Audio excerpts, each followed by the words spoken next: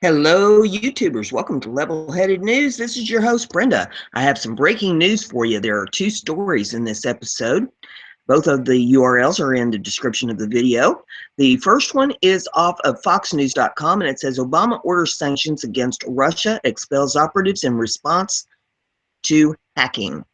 And this is how it reads. The Obama administration announced sanctions Thursday against Russia's intelligence services while ejecting dozens of intelligence operatives from the U.S. as part of a response to what it says are efforts by Moscow to influence the 2016 election.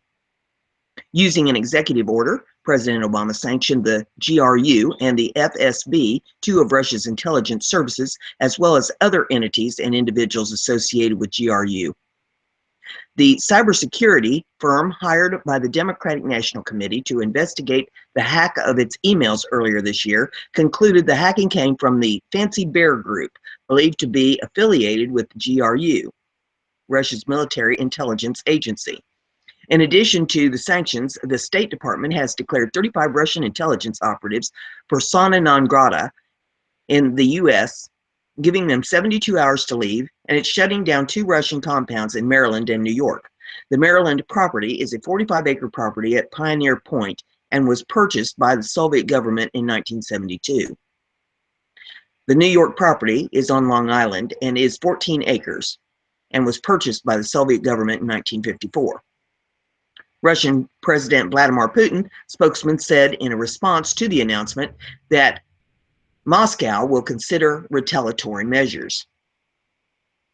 And here is a tweet from the Russian embassy in the UK. It says President Obama expels 35 diplomats in Cold War deja vu, as everybody, including American people, will be glad to see the last of this hapless administration. We think that such steps by the U.S. administration that has 3 weeks left to work are aimed at two things: to further harm Russia-American ties, which are at a low point as it is, as well as obviously to deal a blow to the foreign policy plans of incoming administration of the president-elect, Dmitry Peskov told reporters in Moscow. The Russian embassy in the UK took a different approach, tweeting out a picture of a lame duck and blasting what called Cold War deja vu. The Treasury Secretary, meanwhile, has named two individuals, Vinny Mikhailovich Bokachev and Alesky Belin, it says, were involved in malicious cyber-enabled activities. These actions follow repeated private and public warnings that we have issued to the Russian government and are a necessary and appropriate response to efforts to harm U.S. interest in violation of established international norm of behavior, Obama said in a statement. Also announced that Obama also announced that the Department of Homeland Security and the FBI will release declassified information on Russian cyber activity to help identify, detect, and Russia's global campaign of malicious cyber activities. Also said that the administration will be providing a report to Congress in the coming days about Russian attempts to interfere in the election as well as previous election cycles.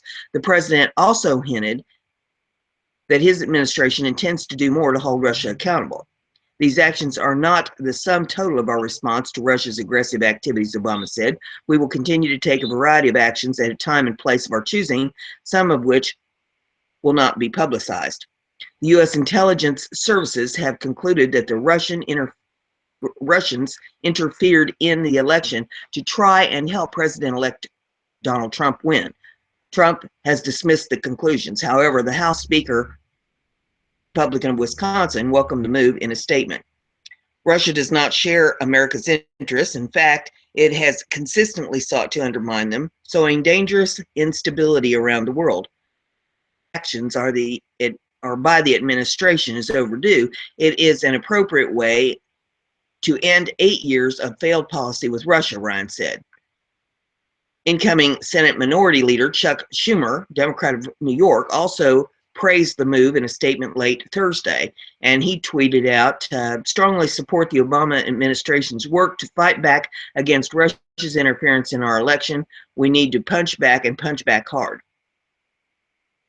And Security Committee Chairman Michael McCaul, Republican of Texas, called Obama's actions long overdue, while House Permanent Select Committee on Intelligence Chairman Devin Nunes said he's been urging Obama for years to take action, and that this indecision and delay explains why Americans' influence has collapsed.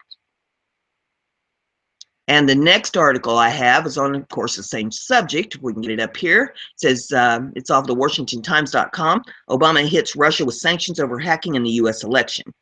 And it says the Obama administration hits Russia with new sanctions Thursday and expelled 35 Russian diplomats for alleged cyber attacks aimed at disrupting the U.S. presidential election, a move that highlighted another rift between President Obama and President-elect Donald Trump, who urged the administration to move on from the episode. The series of retaliatory measures against Moscow marked the first time the U.S. has named individual Russians involved in cyber attacks in what the administration calls a proportional response to a hijacking operation that the U.S. officials said was an effort to defeat Democratic nominee Hillary Clinton. All Americans should be alarmed by Russia's actions, Mr. Obama said in a statement. These data theft and disclosure activities are detected by the highest level of Russian government. Moreover, our diplomats have experienced an unacceptable level of harassment in Moscow by Russian security services and police over the last year. Such activities have consequences. The president's executive order sanctioned 9 entities, all individuals, the GRU and the FSB, 2 Russian intelligence services, and 4 individual officers at the GRU. In addition, Treasury is designating 2 Russian individuals for using cyber-enabled means to cause misappropriation of funds and personal identifying information. The State Department is also shutting down 2 Russian compounds in Maryland and New York used by Russian personnel for intelligence-related purposes, and is declaring persona non grata 35 Russian intelligence operatives, the personnel and their families from the Russian embassy in Washington and the Russian consulate in San Francisco were given 72 hours to leave the U.S. Russia said it will respond to any hostile steps that the U.S. takes in response to allegations of hacking during the 2016 election, according to the official representative for Ministry of Foreign Affairs. A ministry spokeswoman, Maria Zakharova, said in a statement on the ministry's website, if Washington really does take new hostile steps, they will be answered. Any action against Russian diplomatic missions in the U.S. will immediately bounce back on U.S. diplomats in Russia. Mr. Obama has vowed to carry out other covert cyber retaliatory measures against Russia, but said those actions may never be revealed publicly. But U.S. officials told Reuters that the administration will avoid any moves that exceed the Russian election hacking and risk an escalating cyber conflict out of control, such as interfering with Russian internet messaging. The president said Thursday that his administration will continue to take a variety of actions at a time and place of our choosing. House Speaker Paul D. Ryan, Wisconsin Republican, said he supports the new sanctions. Russia does not share America's interest, Mr. Ryan said. It has consistently sought to undermine them instability around the world. While today's actions by the administration is overdue, it is an appropriate way to end 8 years of failed policy with Russia, and it serves as a prime example of this administration's ineffective foreign policy that has left America weaker in the eyes of the world. Mr. Trump has rejected the U.S. intelligence assessment that Russia was responsible for the theft of Democratic officials' campaign emails and other documents, which were publicized online by WikiLeaks. On Wednesday, the president-elect called on the country to put the matter to rest. I think we ought to get on with our lives, Mr. Trump told reporters. I think that leaders have complicated lives very greatly. The whole age of computer has made it where nobody knows exactly what's going on. We have speed, we have a lot of other things, but I'm sure you have the kind of security that you need. Senator Charles E. Schumer, New York Democrat, said he hopes the incoming Trump administration, which has been far too close to Russia throughout the campaign and transition, won't think for 1 second about weakening these new sanctions or our existing regime. Both parties ought to be united in standing up to Russia interference in our election, to their cyber attacks, their illegal annexation of Crimea, and other extra legal interventions, Mr. Schumer said. I strongly support the steps of the administration taking to fight back against Russia's interference in our election. We need to punch back against Russia and pound back hard. Trump's transition spokesman, Sean Spicer, told reporters Thursday that a lot of folks on the left that continue to undermine the legitimacy of his win, but he added, if the U.S. has clear proof of anybody interfering in our elections, we should make it known. CIA officials said anonymously earlier this month that they had high confidence that Russian hackers tried to sway the election in Mr. Trump's favor. The administration, up until now, hasn't provided documentation to support its October assessment the government was trying to impact the outcome of the U.S. election. The White House said Thursday that the Russian GRU's involvement collection using human intelligence officer and a variety of technical tools and is designated for tampering, altering, or causing a misappropriation of information with the purpose or effect of interfering with the 2016 U.S. election process. The administration also released a report containing declassified technical information on Russian civilian and military intelligence services malicious cyber activity to better help network security officials to identify, detect, and disrupt campaign of malicious cyber activities. The report includes information on computers around the world that Russian intelligence services have co-opted without the knowledge of their owners in order to conduct their malicious activity in a way that makes it difficult to trace back to Russia, the White House said. In some cases, the cybersecurity community was aware of this infrastructure. In other cases, this information is newly declassified by the U.S. government, the report said. Sanctioned individuals include Igor Valenchikov, Korobov. I'm not Russian, so I have a rough time with these names.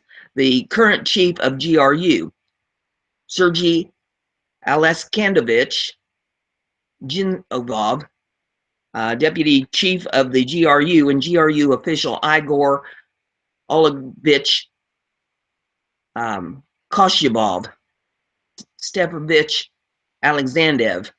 In addition, the Treasury designated 2 Russians, Evgeny Bogachev and Alexei Belin, for using cyber-enabled means to cause misappropriation of funds and personal identifying information.